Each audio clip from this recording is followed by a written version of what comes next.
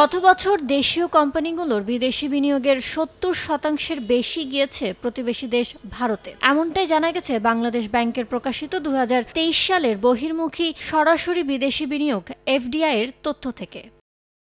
কেন্দ্রীয় ব্যাংকের তথ্য বলছে ২০২৩ সালে বাংলাদেশ থেকে বিদেশে নিট বা প্রকৃত বিনিয়োগের পরিমাণ ছিল $২,৯৮,০০,০০০, যার সিংহভাগই আকৃষ্ট করেছে ভারত। দেশটিতে গত বছর $২,১০,০০,০০০ বিনিয়োগ করেছে বিভিন্ন বাংলাদেশি কোম্পানি। এরপর সংযুক্ত আরব আমিরাতে বাংলাদেশিরা বিনিয়োগ করেছে $৮৯,০০,০০০ ও নেপালে $৩৫,০০,০০০। বিপরীতে যুক্তরাজ্যে বিনিয়োগ কমেছে $৪৩,০০,০০০ ও হংকংয়ে $৫৭,০০,০০০।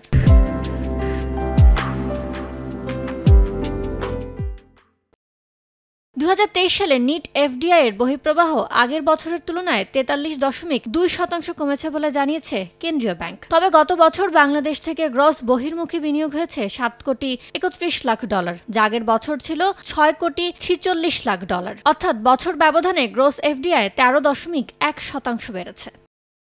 বহির্মুখী নিট বিনিয়োগ কমায় গত বছর শেষে সার্বিকভাবে দেশের বহির্মুখী এফডিআই এর পরিমাণ দাঁড়িয়েছে $৩৮,৪৮,০০,০০০, যা ২০২২ সালের তুলনায় ৩.৮% কম। ইয়ানুর শিফাত, সময় সংবাদ, ঢাকা।